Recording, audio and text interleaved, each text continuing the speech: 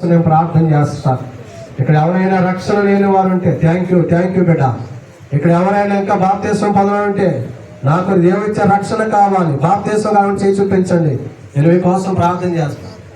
1 2 3 4 11 మంది బిడ్డ. ఇంకా ఇదే మీకు అనుకూల సమయం. చనిపోతే ఎక్కడికి వెళ్తావు? మనుషుల వైపు చూడక మిమ్మల్ని బట్టి యేసే సంతోషిస్తున్నాడు.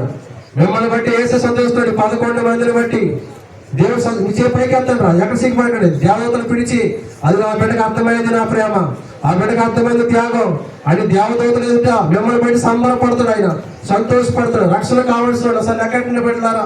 ఒకసారి లెక్కటి నేను అందరిని లెక్క పెట్టండి. దేవుడు మీ పేరు జీవగ్రంథంలో రాయిపోతున్నాడు. త్వరలో మీ చరిత్రను మార్చబోతున్నాడు, మీ పరిస్థితులను మార్చబోతున్నాడు. 15 మందిని బట్టి అసలు దగ్గరగా చెప్పలు కొట్టండి. ఒకసారి ఈ 15 మంది బట్టి పెట్టినప్పుడు కొట్టండి. ఈ సమస్య సక్సెస్ ఇదే. ఎంత ఖర్చు పెట్టినందుకు 15 మంది రక్షణలో నడిపించిన దేవుడికి మహిమ కలుగును గాక, దేవుడికి ఘనత కలుగును గాక, ఇంకేమైనా స్థిరపరచును గాక.